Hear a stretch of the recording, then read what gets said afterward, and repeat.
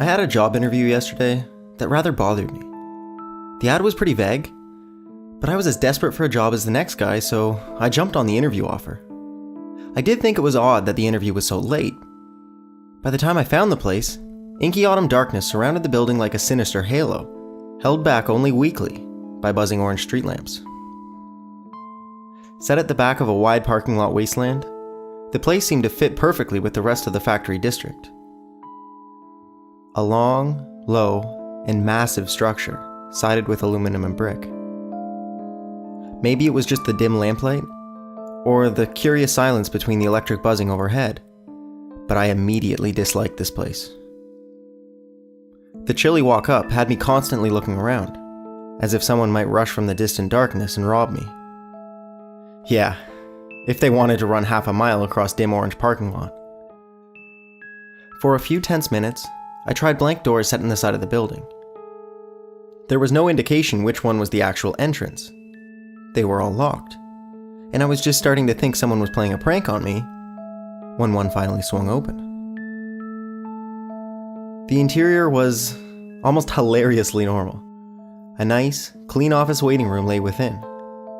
My concerns about my situation faded, and I smiled with relief. "I'm here for I began to say, approaching the receptionist window. There was nobody on duty. The space behind the window was dark and empty. Confused, I examined the waiting room. The lights were on and the front door was open. Surely somebody was working. Maybe they just didn't have a receptionist this late. So what? Was I supposed to just walk into the rest of the building? Find my potential boss by just wandering around? I silently cursed the vague interview directions. The sound of glass clinking against glass faintly radiated from somewhere. Peering through the receptionist's window, I called out, but the shadowed office beyond remained silent. I tried a door at the back of the waiting room. Locked. I tried the one next to it, and it swung open easily, surprising me. Embarrassed, I stepped through, hoping nobody saw me stumble with the door. The other side opened up into a vast cavern-like space filled with machinery. The jumbled mechanical beasts lay quiet and dim. Was this a manufacturing job? On the far side of the factory, I saw a single bright light hanging over an active machine. I approached the operator carefully. Overweight and hunched uncomfortably over the controls, he seemed to be quite focused. As I grew closer, I shouted over the rising mechanical screech. "Hello?" He ignored me, or didn't hear me. "I'm here for the interview," I shouted, circling the machine so he could hear me. The screeching stopped abruptly, and the machine died with a fading whir. He looked up and lifted his goggles onto his forehead, resting them on his greasy, matted hair. His beady eyes, set above glistening sallow cheeks, focused on me for a long moment. Good, he finally grumbled. "This'll be a field interview. Get it?" I did my best not to look wary. This machine needs some nimble hands. I don't follow. Huffing, he leaned over, opened a hatch in the machine, and pointed back through a mess of gears, pistons, and other components I didn't recognize or understand. "See that? A wrench fell in back there. I can't reach it." Leaning close to him to see inside, I held my breath against his rank body odor. The air near him seemed to be moist from sweat, and his breath was a foul mix of smoke and liquor. Not wanting to be rude, I said nothing. "So let me get this straight. You want me to reach in and get it out?" I asked, wondering if he was serious. "Well, I sure can't do it."